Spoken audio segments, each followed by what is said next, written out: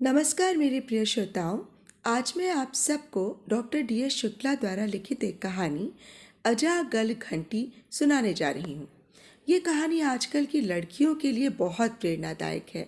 किस प्रकार वो लड़कों के बहकावे में आकर अपनी ज़िंदगी बर्बाद कर लेती हैं, ये इस कहानी से सीखने को मिलता है। और ये शिक्षा मिलती है कि इस तरह की कोई भी हरकत ना करें जिससे आपकी ज़िंदगी को एक गलत दिशा मिले, आपके माँ बाप भी आपसे दुखी हों, आप खुद भी ज़िंदगी भर पछतावे में रहें। दोस्तों, यदि आपको मेरा कथा वाचन पसंद आता है तो आपसे अनुरोध है कि मेरे इस चैनल को सब्सक्राइब कर लीजिए और मेरी कहानियों को लाइक और शेयर और हाँ, बेल आइकन ज़रूर दबा लीजिएगा, क्योंकि इससे आपको मेरी आने वाली कहानियों की नोटिफिकेशंस मिलती रहेंगी। तो आइए सुने कहानी अजागल घंटी। हल्की बारिश हो चुकी थी। मौसम रूमानी था या नहीं, पर माया को शैम्पेन के सुरूर में रूमानी ही महसूस हो रहा था।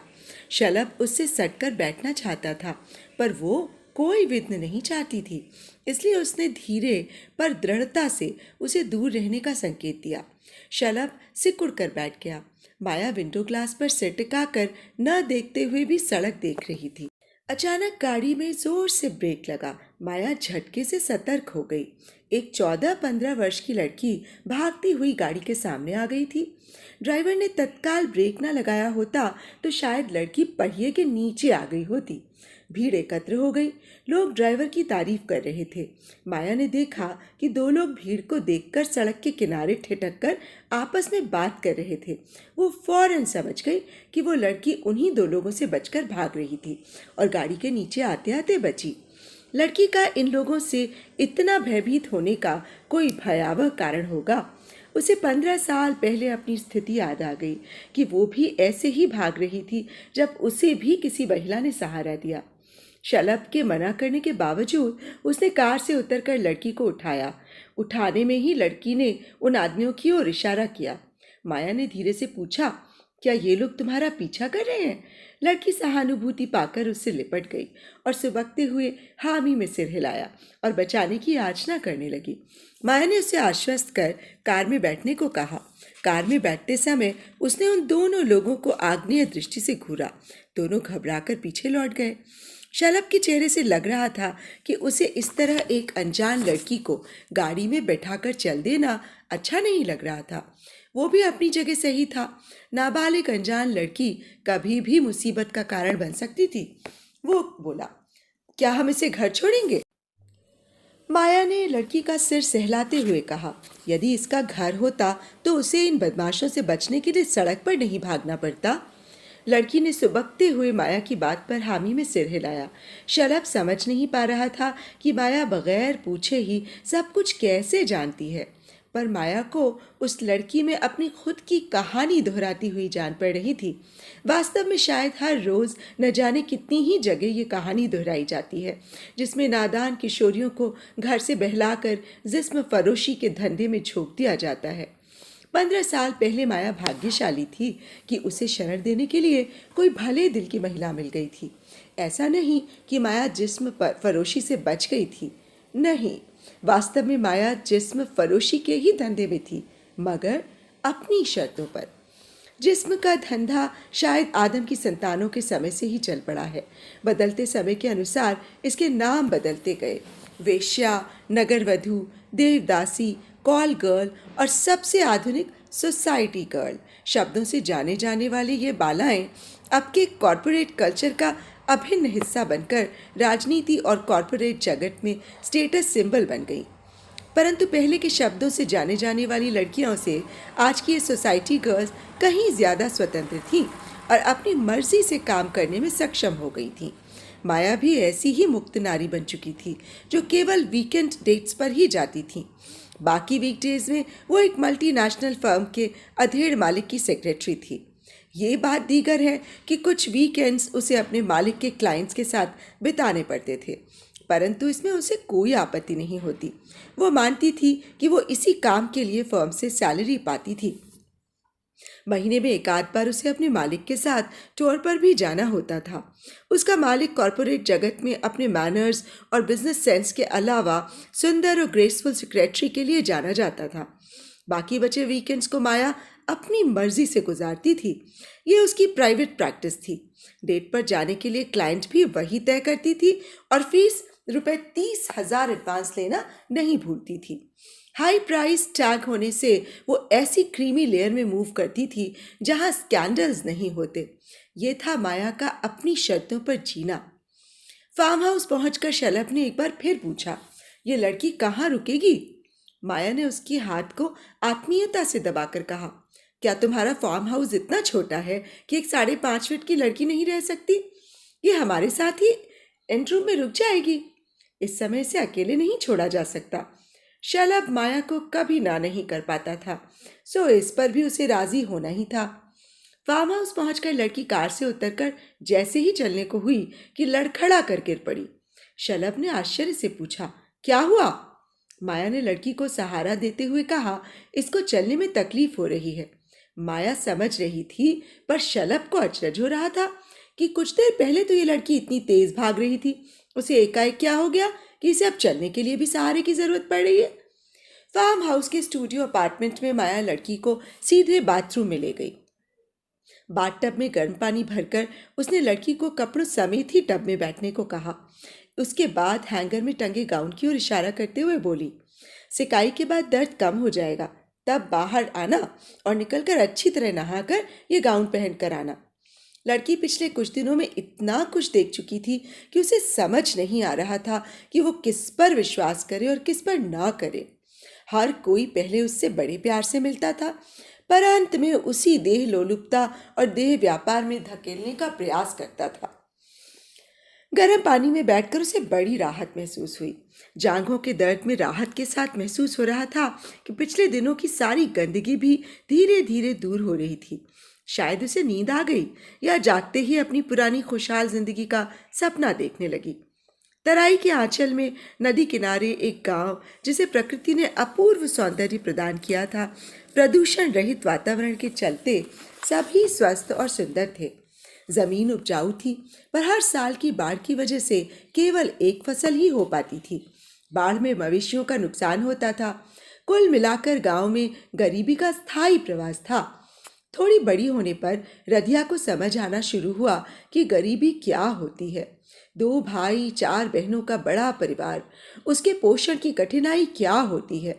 पिता रोज दिन में माँ को बच्चे पर बच्चा पैदा करने के लिए कोसता, पर रात में दारू के नशे में भूल जाता कि बच्चे उसी की जबरदस्ती का परिणाम है। माँ तो रात होते ही बच्चों के बीच छुपने का प्रयास करती।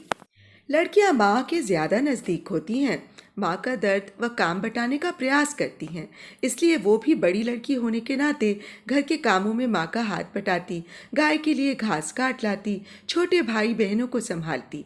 गांव में गरीबी के चलते काफी युवा बड़े शहरों की ओर काम करने निकल जाते, पर जब वो तीज त्योहार में घर लौटते उनका परिवेश एकदम बदला होता। वो अच्छे कपड़े पहने होते व उनके बक्से में नातेदारों के लिए गिफ्ट जरूर होते। ऐसे लोग गांव की युवतियों को बहुत आकर्षित करते। कम उम्र की ललनाएं उन्हें देवर बनाकर चाय पानी कराने को उत्सुक रहती।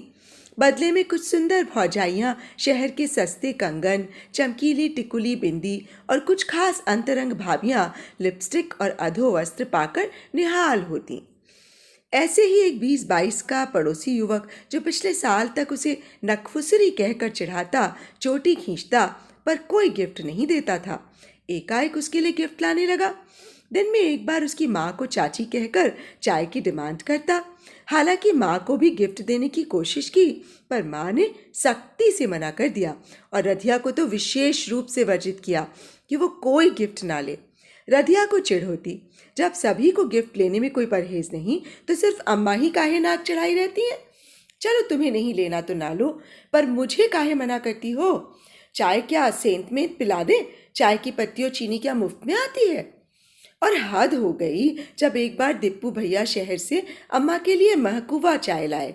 वो भी अम्मा ने यह कहकर लौटा दी कि इसे अपनी माँ को दे देना, उसे भी तो गृहस्थी में ज़रूरत होगी।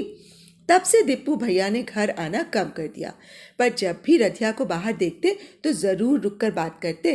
कभी सिर सहलाकर टॉफ़ी देते और कहते इसे यहीं खा लो, नहीं तुम्हारी अम्मी नाराज़ ना हो। जब मैंने पहली टॉफ़ी खाई ओह, कितनी स्वाद, मीठी मीठी, मुंह में ही सट्ट से घुल गई। छोटी को भी देने के लिए एक और टॉफ़ी मांगी।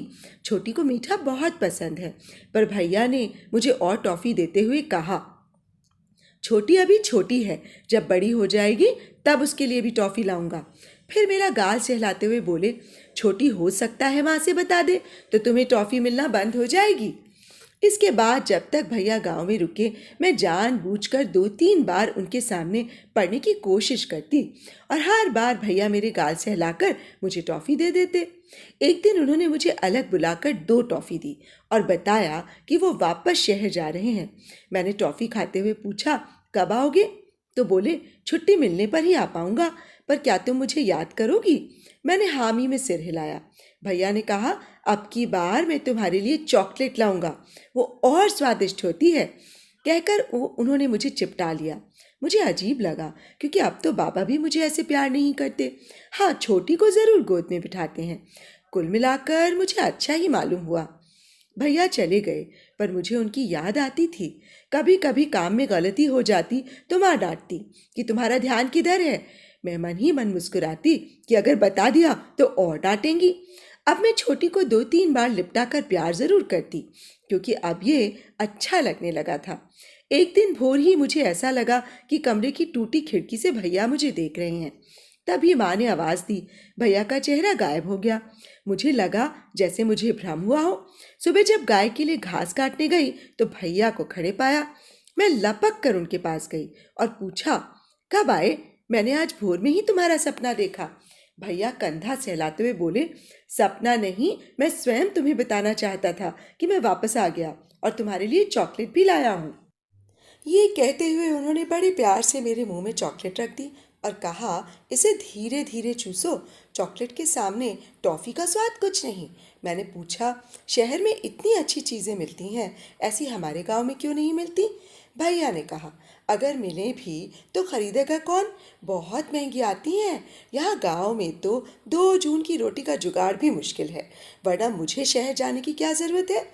मैं जब तक चॉकलेट खाती रही, भैया मुझे जगह जगह सहलाते रहे। मुझे चॉकलेट और उनका सहलाना दोनों ही अच्छा लग रहा था। घर वापस आते समय मेरे कदम लड़खड़ाए, पर मैं संभल गई। सोचा शायद चॉकलेट का असर हो। बहरहाल घर में न तो भैया और न ही चॉकलेट के बारे में किसी को कुछ बताया। 2 दिन तक सुबह शाम हम लोग मिलते, मैं चॉकलेट खाती, कभी कभी भैया से खुद ही लिपट जाती, कभी वो ऊपर से नीचे तक मुझे छूते। मुझे थरथराहट होती तो मुझे ज़ोर से चिपटा लेते। अब दिन रात मैं हल्की बेचैनी में रहती कि कब मौका मिले और कब भैया से मिलूं। इसमें चॉकलेट का स्वाद या भैया का स्पर्श कौन मुझे ज़्यादा खींचता, ये मैं नहीं जानती। हाँ, माँ ने एक बार गुस्से में टोका, तू एकाएक इतनी बड़ी क्यों लगने लगी? आइंदा बगैर चुन्नी के बाहर मत जाया कर।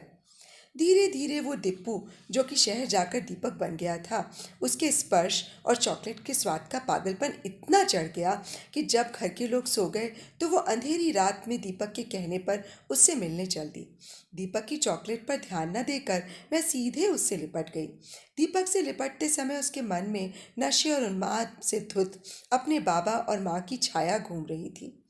दीपक अपने प्रयास का वांछित प्रभाव देख वैसी ही कुटिलता से मुस्कुराया जैसे शिकारी अपने शिकार को जाल में आते देखकर मुस्कुराता है।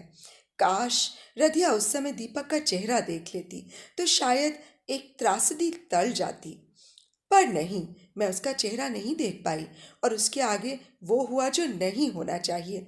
मान की सभी वर्जनाएं नाकाम रहीं। जब मुझको होश आया तो मैं दीपक से लिपटी थी। दीपक हल्के से मुस्कुरा रहा था, पर उसकी जलती आंखें कुछ और ही बयां कर रही थीं। उधर मैंने आंखें बंद कर रखी थीं। कपड़े ठीक करते ही मुझे घर की याद आई।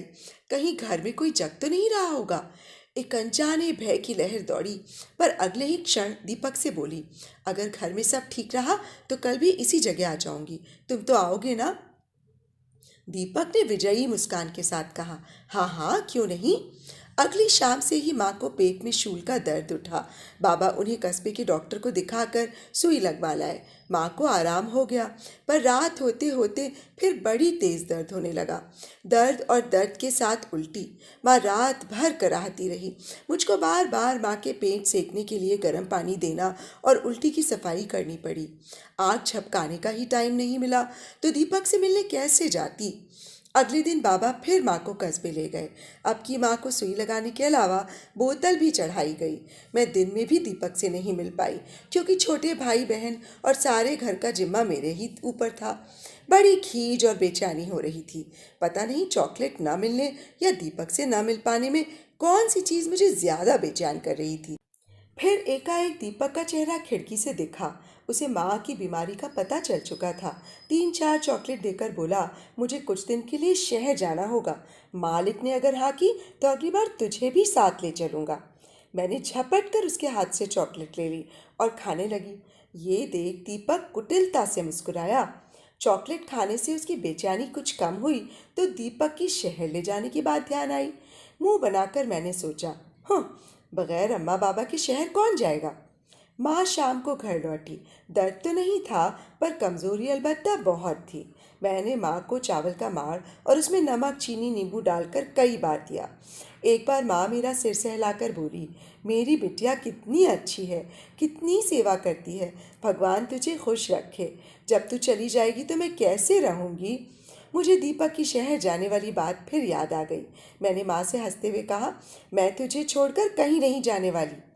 अपने दिवा स्वप्न में कब वो नहाने के बाद गाउन पहनकर बाहर आ चुकी थी और माया बड़े गौर से उसकी कहानी सुन रही थी। रधिया ने अपना कथ्य जारी रखा। दीपक की दी हुई चॉकलेट खत्म होते ही फिर शरीर में अजब सी बेचैनी और घबराहट शुरू हो गई। काम में मन नहीं लग रहा था। 2-3 बार बच्चों की पिटाई भी कर दी। तब माँ ने डांटा, आज तुझे क्या हो गया है, काहे तू इतना तड़क भड़क रही है, समझ में नहीं आ रहा है। समझ तो मैं भी नहीं पा रही थी। माया ने पूछा, तुम्हें दीपक या उसके स्पर्श की याद तो नहीं बेचैन कर रही थी। वो भी थी, पर चॉकलेट की कमी ज्यादा मार रही थी। रधिया ने बताया, हो सकता है कि वो चॉकलेट नशीली हो जिसकी तुम्हें लत लग गई हो। माया ने गुस्से में कहा। रधिया ने घबराकर माया का हाथ पकड़ लिया। क्या ऐसा भी हो सकता है। माया ने कहा, हाँ, तभी तो तुम्हें उसकी तलब और बेचैनी हो रही थी। खैर आगे बताओ। एक रात जब मुझसे और बर्दाश्त नहीं हुआ तो मैं चुपचाप उठकर वहीं पहुंची जहां दीपक से मिलती थी। मेरे आश्चर्य का ठिकाना नहीं रहा जब मैंने दीपक को वहीं खड़े पाया। मैं दौड़कर उसके पास गई और उससे चॉकलेट मांगी। चॉकलेट खाने के बाद फिर वही हुआ जो नहीं होना चाहिए। चलते समय दीपक ने मुझसे कहा, यदि तुम्हें चॉकलेट और मेरा साथ चाहिए तो परसों रात यहाँ आ जाना। हम लोग शहर निकल चलेंगे, किसी को बताना नहीं, वरना तुम मुझे और चॉकलेट हमेशा के लिए भूल जाओ। निश्चित समय पर मैं यंत्र चालित सी दीपक के पास पहुंच गई और उसके साथ शहर आ गई। शहर आकर हम दीपक की खोली में रुके। दीपक ने मुझे चॉकलेट दी और दिन भर में 3-4 बार प्यार किया। शाम को जब हम दोनों खाली हो गए तो पेट के खाली होने का एहसास हुआ। दीपक खाना लेने के लिए बाहर गया। जाते समय वो दरवाज़ा बाहर से बंद करके गया। मैं थकान से सो गई। मैं खुश थी, पर नींद में अम्मा आई। मेरा चेहरा हाथ में लेकर बोली, तुम चली जाओगी तो मैं क्या करूँगी। मेरी नींद खुल गई। तभी बाहर से दरवाज़ा खुलने की आहट हुई। मैं करवट लेकर सोने का नाटक करने लगी और शायद झपकी भी लग गई हो कि उसके प्यार के स्पर्श से चेतना आई। वो मुझे प्यार कर रहा था, मैंने भी सहयोग किया। पर ये क्या, दीपक के चिकने चेहरे की जगह ये खुरदुरी दाढ़ी कैसे, देशी शराब के साथ भयंकर पसीने की बदबू कैसे। मैंने आंख खोली तो एक लाल आंखों वाला अनजान आदमी अपनी पूर्ण उत्तेजित नग्नता के साथ मुझसे लिपट रहा था। मेरी चीख उसने अपने हाथों से दबा दी। मेरी ही चुन्नी से मेरा मुंह बांधकर मेरे शरीर को ही नहीं, मेरी आत्मा को भी कलुषित कर डाला। और फिर क्या दिन और क्या रात। कभी भी कोई आ जाता, मुझे भभूरता और चला जाता। कितने लोग आते थे, मैंने तो ये गिनना ही छोड़ दिया। दीदी, मेरा शरीर और मेरी आत्मा दोनों अपवित्र हो चुकी हैं। इस घृणित देह को मैं छोड़ना चाहती हूँ।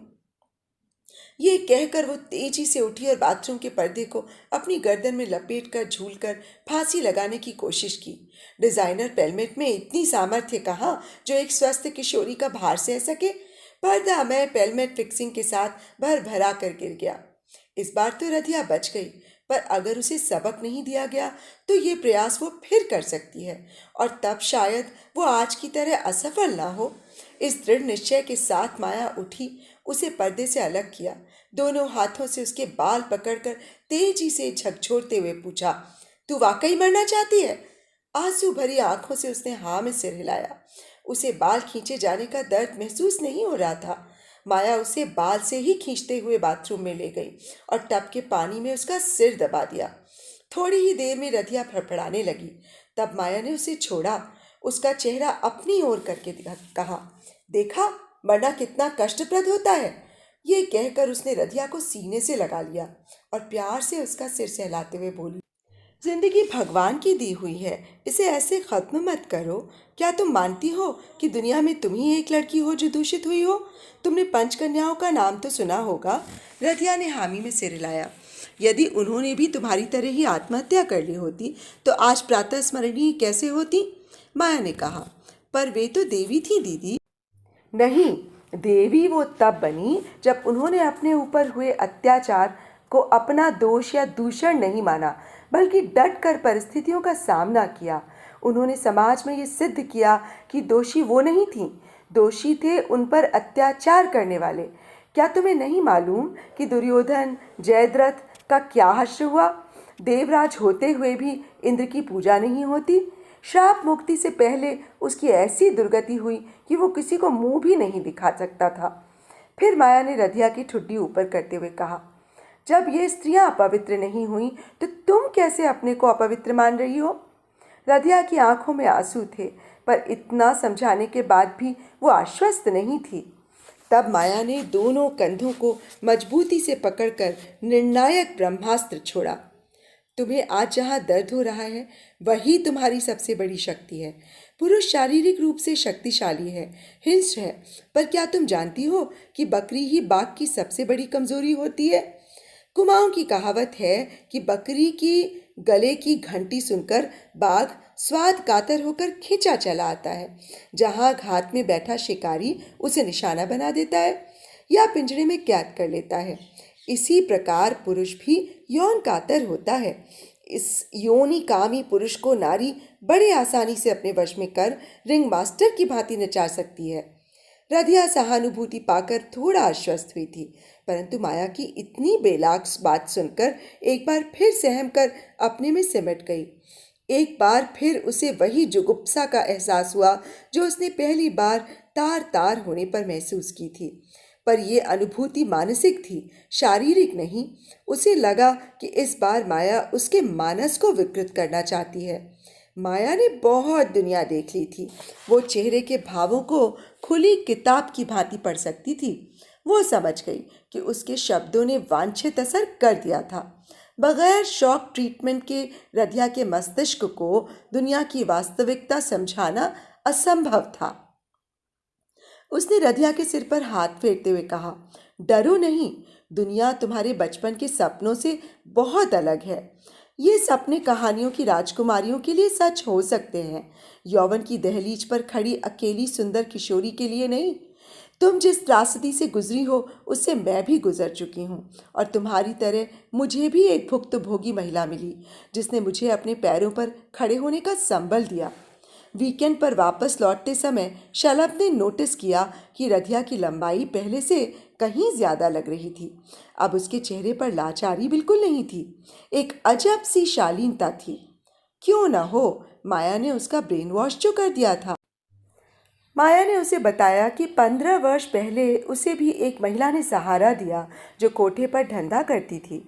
उस कोठे वाली बाई ने उसे समझाया कि अब तुम्हारे घर वाले तो तुझे वापस लेंगे नहीं, तुम्हें अपने शरीर के सहारे ही जीवित रहना होगा, चाहे लाचारी में अत्याचार सहते हुए या हालात से समझौता करके, अपनी शर्तों पर और अपनी मर्जी से। माया ने दूसरा विकल्प चुना और उसका उसे कोई अफसोस नहीं। रधिया को उसने बताया कि इन 15 वर्षों में नई उम्र के लड़कों का नजरिया बदल गया है। शारीरिक शुचिता के अब वो उतने कायल नहीं है। विवशता से देह व्यापार में लिप्त लड़की को अब वो पाकीज़ा मान सकते हैं। एक लंबी सांस लेकर माया ने बताया कि शलभ को आज भी उसकी हाँ का इंतज़ार है, पर माया ही स्वीकार नहीं कर पा रही है। उसने बताया उसे सहायता करने वाली महिला अब वृद्ध हो चुकी हैं और माया के साथ ही रह रही हैं।